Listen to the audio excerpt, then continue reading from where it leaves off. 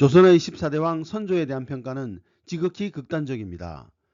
임진왜란이 일어나자마자 도성을 버리고 피난 가기 급급했던 왕, 성웅 이순신의 공을 시기하여 그를 죽음의 구렁텅이로 몰아넣기도 했던 비겁한 왕이라는 평가가 있는가 하면 몽릉승세라는 표현에서 대표되는 학문과 문화의 전성기를 이끈 왕이라는 완전히 상반된 평가도 있습니다.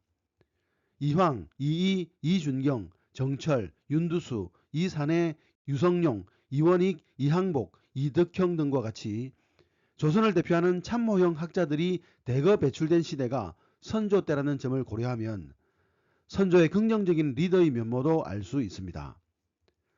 선조의 참모들 중에서도 선조와 애정의 관계를 가졌던 인물이 바로 정철입니다. 안녕하세요. 역사산책 자팍다식 채널입니다. 오늘은 선조와 정철, 그 애정의 관계라는 제목의 영상 보내드리겠습니다. 구독과 좋아요 부탁드립니다. 감사합니다. 정철은 부친 정유침과 죽산 안씨 사이에서 1536년 한양 장의동에서 태어났습니다. 지금 종로구 청운초등학교 앞에는 정철의 탄생을 알리는 표지석과 함께 그의 작품이 담벼락에 실려 있습니다. 정철의 자는 계함, 호는 송강, 시호는 문청입니다. 정철은 맏누이가 인종의 후궁이 되고 막내 누이는 성종의 아들인 계림군에게 출가하면서 왕실과 인연을 맺었습니다. 정철은 어린 시절 궁궐의 왕자들과 어울렸으며 인종의 동생이자 세자였던 경원대군과 친분을 맺었습니다. 그러나 1545년 을사사화가 일어나 계림군이 역모 혐의로 처형당하고 계림군의 장인인 부친과 처남인 맏형이 유배길에 올랐습니다. 1547년에는 양재역 벽서 사건이 터지면서 부친이 다시 경상도 영일로 유배되면서 정철은 아버지를 따라 유배지에서 생활했습니다. 1551년 정철이 16살 되던 해 부친이 7년 만에 유배에서 풀려나면서 정철의 가족은 전라도 담양 창평의 당지산 기슭으로 거처를 옮겼습니다. 이 시기는 정철이 본격적인 학문의 길로 들어서는 시기였고 정철은 호남 지역의 대학자 김인후와 기대승을 스승으로 삼는 기회를 얻었습니다.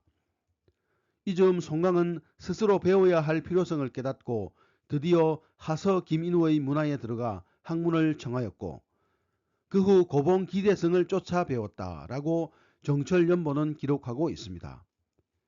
정철은 김인후와 기대승에게서 학문뿐만 아니라 문학적 영향도 크게 받았고 이것은 훗날 정철이 조선을 대표하는 문학가로 성장하는 데 주요한 발판이 되었습니다. 정철은 그와 뜻이 맞는 사람들과도 두루 사귀었는데 특히 훗날 서인의 학문적 원류가 되는 이이와 성헌과의 각별한 친분을 유지했습니다. 16세부터 약 10년의 수학 과정을 거친 정철은 1561년 26살이 되던 해 과거에 응시하여 진사시에 1등으로 합격하고 이듬해 문과 별시에 장원 급제하여 성균관 전적에 제수되었습니다. 유년 시절 궁중을 출입하며 쌓았던 명정과의 친분은 정철의 관료 생활을 순탄하게 하였지만 위기도 있었습니다. 사헌부 집행 시절 정철은 명종의 사촌형 경량군의 천암 살인 사건이 일어나자 왕의 부탁에도 불구하고 원칙적인 입장을 견지했고 이에 명종은 정철을 요직에서 배제했고 한동안 제대로 능력을 발휘할 기회를 얻지 못했습니다. 1567년 선조의 즉위는 정철의 정치 인생에 큰 돌파구가 되었습니다. 선조는 즉위 후 학문적 능력을 갖춘 사림 세력을 적극 등용했고 이런 흐름 속에서 정철은 홍문관 수천으로 제수되었고 그 직후에 호당에 선출되어 사가독서를 하게 되었습니다. 1568년 요직인 이주호 좌랑에 임명되었으나 1570년 부친상을 당한 후 1572년까지 경기도 신원에서 심요살이를 했습니다. 1573년 모친상을 당해 다시 3년간 심요살이를 했습니다. 1575년 정철은 심요살이를 끝내고 관직에 복귀했습니다. 그의 나이 40세 때였습니다. 이 시기는 동인과 서인의 분당에 따른 당쟁이 시작되는 시기였는데 정철은 서인의 중심으로 활약하기 시작했습니다. 1578년 대사관에 제수되었으나 진도군수 이수의 뇌물수수 사건 처리 문제로 탄핵을 받고 낙향했습니다. 정철은 낙향 후에도 여러 관직에 제수되었으나 나아가지 않고 창평으로 돌아갔습니다. 1580년 선조는 정철이 동인이 득세한 중앙관직에 뜻이 없음을 알고 외직인 광원도 관찰사에 제수합니다. 관동 팔경을 유람하면서 느낀 감회를 정리한 관동별곡은 이 시절 탄생한 그의 대표작입니다. 관동별곡에서 정철은 주요 명승지 외에 그 지역의 역사와 문화를 보았고 선조에 대한 충성과 민생 문제 해결을 늘 다짐했습니다. 강원도 관찰사 정철이 도내의 병폐를 진달하였는데 왕이 가상히 여겨 답하고 해당 관사에 내려 의논하여 시행하도록 하였다는 선조 수정실록 1580년 7월 기록에서도 정철의 강원도행은 단순한 여행이 아니라 백성들의 삶의 현장을 찾아 그 문제점을 해결하려는 목적이 있음을 알 수 있습니다. 1581년 다시 내직을 맡았지만 또 동인의 공격을 받게 되는데 그만큼 동인 측에서는 정철을 서인의 강경파로 인식했기 때문입니다. 정철은 다시 창평으로 돌아갔지만 선조는 그해 12월 다시 그를 전라도 관찰사로 임명하게 됩니다.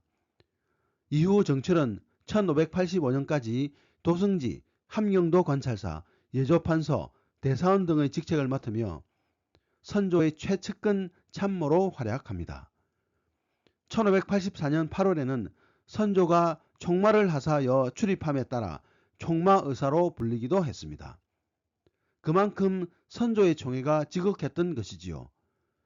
그러나 정철은 반대파의 공격 성향이 강했기에 늘 동인의 표적이 되었고 창평으로 낙향하는 생활을 반복했습니다.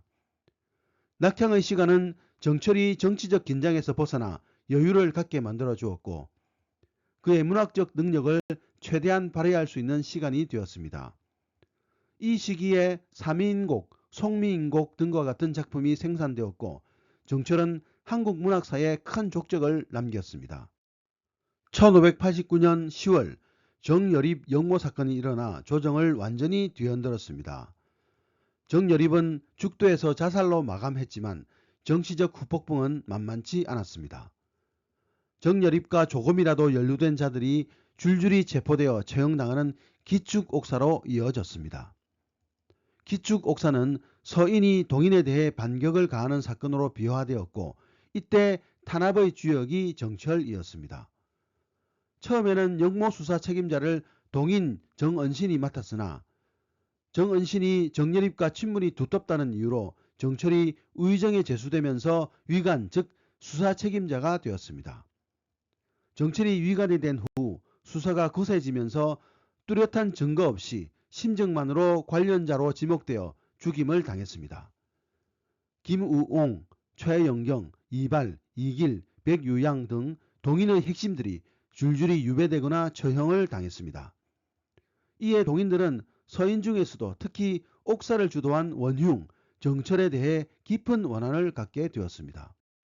기축 옥사에 대한 강경한 진압은 정철에 대한 선조의 신임을 더욱 굳건히 했습니다. 이듬해 2월 정철은 좌의정에 승진하고 7월 여곡을 다스린 공으로 평난 공진에 책봉되면서 인성 부원군의 봉호를 받았습니다. 정여립 영모라는 체제를 흔드는 사건이 일어나고 여기에 동인들 다수가 연루되는 불안한 정치적 상황에서 이를 강경하게 진압해 나가는 정철의 모습은 선조에게 큰 신뢰를 준 것입니다. 기축옥사의 강경 진압은 선조의 총애를 더해 주었지만 동인에게는 정철과 서인에 대해 복수를 다짐하는 대표적 사건이 되었습니다. 그러나 정철의 승승장구는 채 1년도 가지 못했습니다. 선조에게 세자를 세울 것을 건의한 건저 사건이 일어난 것입니다. 1591년 좌의정 정철은 당시 영의정 이산에 우의정 유성룡을 설득하여 선조에게 함께 세자 책봉을 거지하자고 했습니다. 선조가 여러 차례 양위 파동을 일으켰기 때문입니다. 당시 조정의 공로는 광해군으로 의견이 모아졌고 정철은 광해군의 세작 책봉을 건의했습니다. 그러나 선조의 의정이 다른 왕자에게 있다는 것을 파악한 이사내와 유성룡이 자리를 피했고 성질 급한 정철이 경연에서 혼자 광해군의 세자 책봉을 건의했다가 선조의 분노를 샀습니다. 정철은 선조의 노여움과 더불어 평소 주색에 빠져 생활이 문란하고 당을 지어 경박한 무리들을 모았으며 조정의 인사를 마음대로 휘둘렀다는 사헌부와 사관원의 탄핵을 받아 파직되고 진주를 거쳐 평안도 관계로 유배의 길을 떠났습니다.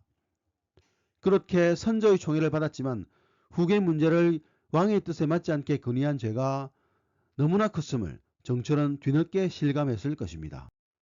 시리에 찬 유배 생활을 지내던 정철에게 1592년에 일어난 임진왜란은 결과적으로 선조의 참모로 복귀하는 계기가 되었습니다.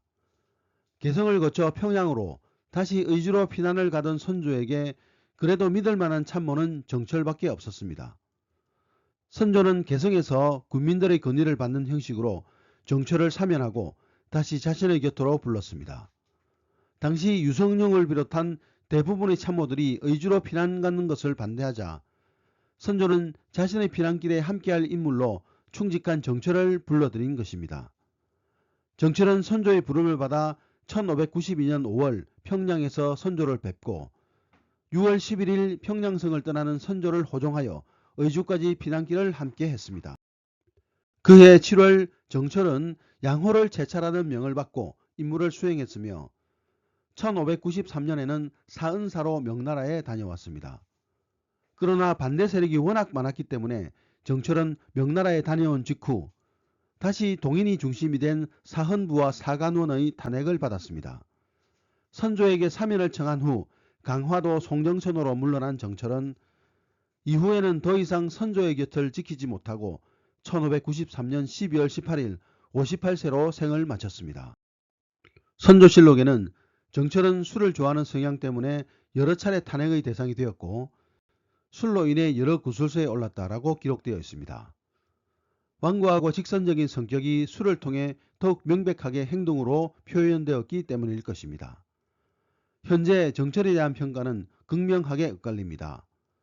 문학 분야에서 정철은 그 자질이 뛰어나 많은 가사문학을 창작하여 국문학과 한문학 분야에서 최고의 인물로 손꼽힙니다. 그러나 정치인으로서의 정철은 크게 조명받지 못할 뿐 아니라 부정적인 평가가 많습니다. 이는 당정이라는 시대에 서인의 핵심으로 활약하고 1589년 기축곡사를 주도했기 때문일 것입니다. 이것은 역으로 해석하면 선조에게 정철은 전국 돌파에 유용한 강성 참모였다는 뜻이 되겠지요. 오늘의 참고도서는 참모로 산다는 것이라는 책이었습니다. 감사합니다.